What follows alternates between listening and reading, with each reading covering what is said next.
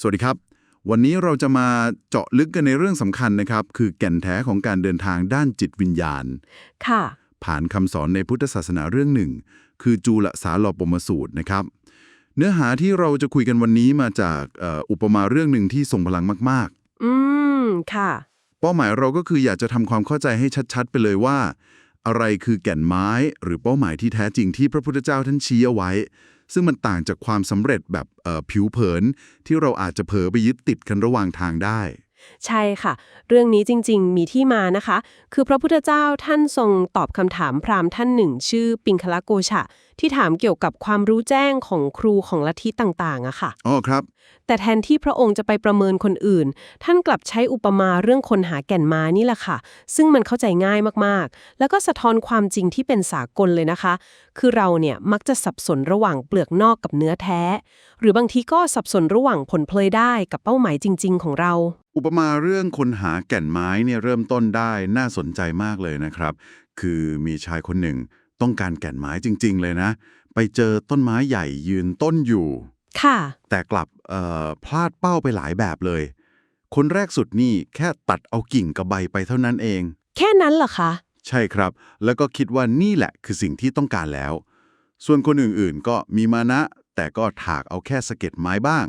เอาเปลือกไม้บ้างหรืออย่างดีก็ได้แค่กระพี้กระพี้ที่เป็นเนื้อไม้ส่วนนอกๆนั่นนะคะ ใช่ครับเนื้อไม้ส่วนนอกๆที่ยังไม่ใช่แก่นแท้ข้างในสุดนะครับทั้งหมดนี้คือสำคัญผิดหมดเลยคิดว่าตัวเองได้แก่นไม้แล้วประเด็นสำคัญก็คือการหลงเข้าใจผิดไปนั่นเองเอาสิ่งที่เป็นแค่ส่วนประกอบหรือสิ่งฉาบฉวยมาคิดว่าเป็นสาระสำคัญจริงๆซะงั้นคือสิ่งที่น่าทึ่งมากๆก็คือ พระพุทธองค์ท่านเชื่อมโยงเรื่องนี้โดยตรงเลยนะคะกับการเดินทางของผู้ปฏิบัติธรรมหรือที่ท่านเรียกว่ากุลบุตรนะคะครับซึ่งคนเหล่านี้เริ่มต้นด้วยเจตนาที่ดีงามมากๆเลยคือบวชเข้ามาด้วยศรัทธาอยากจะพ้นจากวงจรแห่งทุกข์คือความเกิดแก่เจ็บตายอะไรพวกนี้ อืมแต่ว่าเส้นทางนี้เองมันก็มีกับดักรออยู่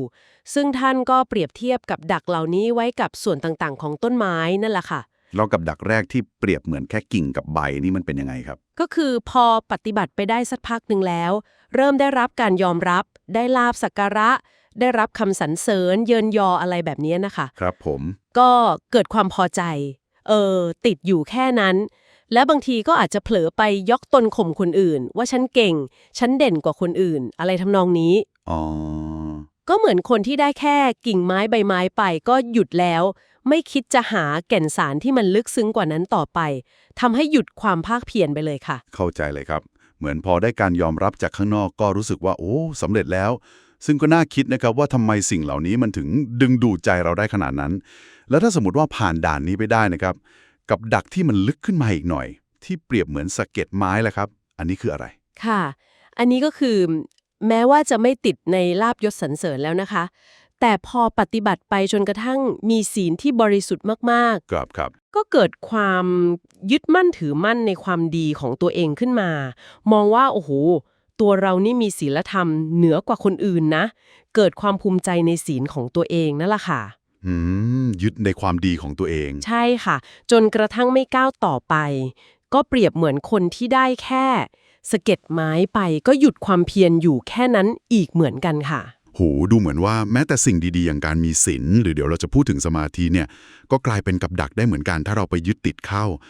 แล้วการติดอยู่ในสมาธิที่เปรียบเหมือนเปลือกไม้ล่ะครับอันนี้เป็นยังไงต่อครับก็คล้ายๆกันเลยค่ะพอฝึกสมาธิจนจิตสงบตั้งมั่นได้ในระดับหนึ่งแล้วนะคะ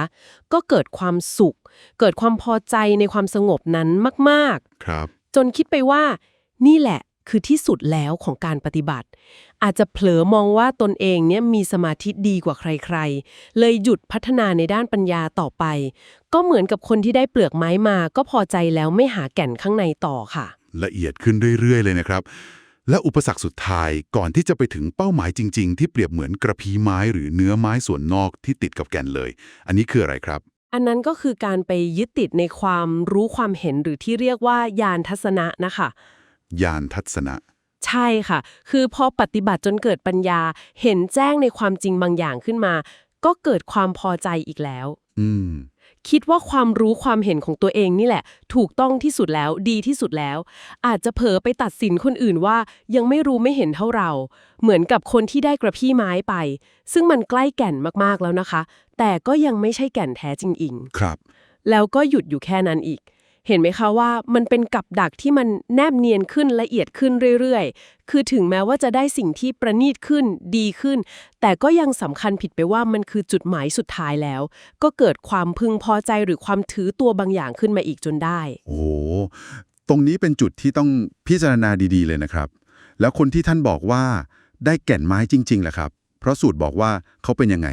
ค่ะ คือเขาไม่หยุดแม้ว่าจะผ่านขั้นตอนต่างๆมาแล้ว ทั้งการได้รับลาภสักการะ มีศีลดี มีสมาธิ หรือแม้แต่เกิดญาณทัศนะขึ้นมาแล้วก็ตาม อืม ไม่ยึดติด ใช่ครับ ไม่ยึดติด ไม่พอใจอยู่แค่นั้น ยังคงมุ่งมั่น ปฏิบัติเพื่อเข้าถึงสิ่งที่มันสูงขึ้นไป ประณีตยิ่งขึ้นไปอีก จนกระทั่งบรรลุถึงสภาวะที่เป็นอิสระอย่างแท้จริง ที่พระสูตรกล่าวถึงอย่างเช่นฌานสี่อรูปฌานสี่สัญญาเวริยตะนิโรธ ค่ะ สภาวะที่สูงขึ้นไป และที่สุดเลยก็คือการสิ้นไปแห่งอาสวะทั้งปวง ซึ่งอาสวะนี่ถ้าจะอธิบายง่ายๆ ก็คือกิเลสละเอียดที่มันหมักหมมอยู่ในใจเรา อย่างความอยากความยึดติด ความไม่รู้อะไรพวกนี้นะครับ ค่ะ กิเลสที่นอนเนื่อง นี่แหละครับ คือกระบวนการที่ทำให้ได้แก่นไม้จริงๆ เพราะว่าเขาตระหนักถึงเป้าหมายสูงสุด ไม่ได้หลงติดอยู่กับความสำเร็จระหว่างทางเลย ใช่เลยค่ะ ถ้าเรามองภาพรวมที่ใหญ่ขึ้นนะคะ พระพุทธเจ้าท่านทรงสรุปไว้ชัดเจนเลยว่า เป้าหมายสูงสุด หรือแก่นไม้ที่แท้จริงของการปฏิบัติธรรมหรือพรหมจรรย์นั้น ก็คือเจโตวิมุตติอันไม่กำเริบ เจโตวิมุตติอันไม่กำเริบ ค่ะ ซึ่งหมายถึงความหลุดพ้นแห่งจิตที่ไม่กลับกลายอีก พูดง่ายๆก็คือสภาวะที่ใจเป็นอิสระอย่างแท้จริงแล้ว ไม่ถูกกิเลสเดิมๆดึงกลับไปทำให้วุ่นวายหรือเป็นทุกข์ได้อีกต่อไป อืม เป็นอิสรภาพที่มั่นคงถาวร ถูกต้องค่ะ นี่คือประโยชน์ที่แท้จริงแล้วก็เป็นสาระสำคัญ ไม่ใช่แค่ขั้นตอนระหว่างทางอย่างลาภยศหรือการมีศีลการมีสมาธิ หรือแม้แต่ความรู้แจ้งในระดับต่างๆ ก็ตาม คือสิ่งเหล่านั้นมันก็มีคุณค่านะคะ ไม่ใช่ไม่มี ครับ แต่ว่ามันไม่ใช่เป้าหมายสุดท้ายที่เป็นอิสรภาพอันมั่นคงถาวรที่เราแสวงหานั่นเองค่ะ ฟังดูแล้วทั้งหมดนี้มันมีความหมายสำหรับเรายังไงบ้าง สาระสำคัญที่ได้ก็คือ การเดินทางเพื่อพัฒนาตนเองเนี่ยไม่ว่าจะเป็นทางจิตวิญญาณ หรือจริงๆอาจจะเรื่องอื่นๆในชีวิตด้วยก็ได้ มันมีหลายขั้นตอนหลายระดับ ซึ่งแต่ละขั้นก็มีคุณค่าในตัวมันเองนะ ใช่ค่ะ แต่สิ่งสำคัญมากๆเลยก็คือ ต้องไม่เข้าใจผิด เอาความสำเร็จระหว่างทางเหล่านั้น มาคิดว่าเป็นเป้าหมายสูงสุดไปซะก่อน อุปมาเรื่องแก่นไม้เนี่ยเตือนใจเราได้ดีเลย ให้ระวังความพึงพอใจในตัวเอง หรือความถือตัวเล็กๆน้อยๆที่มันอาจจะเกิดขึ้นได้ง่ายๆจากความสำเร็จบางส่วน อืม ค่ะ ซึ่งในความรู้สึกพวกนี้แหละ มันสามารถขัดขวางเราไม่ให้ไปถึงเป้าหมายที่แท้จริง ที่เราตั้งใจไว้ตั้งแต่แรกได้เลย เรื่องนี้ก็นำมาสู่คำถามที่น่าสนใจให้ลองไปคบคิดกันต่อนะคะ คืออุปมาที่เก่าแก่เรื่องการแสวงหาแก่นไม้ที่แท้จริงเนี่ยมันจะสามารถนำไปปรับใช้กับการแสวงหาเป้าหมายในด้านอื่นๆ ของชีวิตได้ยังไงบ้าง น่าคิดครับ ลองพิจารณาดูว่ามีสถานการณ์อื่นๆอีกไหมที่ผู้คนอาจจะกำลังสับสน หรือกำลังยึดถือความสำเร็จแค่ผิวเผิน หรือผลพลอยได้ที่เกิดขึ้นระหว่างทางอย่างพวกกิ่งใบสะเก็ดเปลือกหรือแม้แต่กระพี้เนี่ย ครับ ว่ามันคือสาระสำคัญที่แท้จริง หรือคือแก่นไม้ที่ตัวเองตั้งใจค้นหามาตั้งแต่แรกหรือเปล่า ก็น่าจะเป็นเรื่องที่แต่ละคนลองนำไปพิจารณาในชีวิตของตัวเองดูได้นะคะ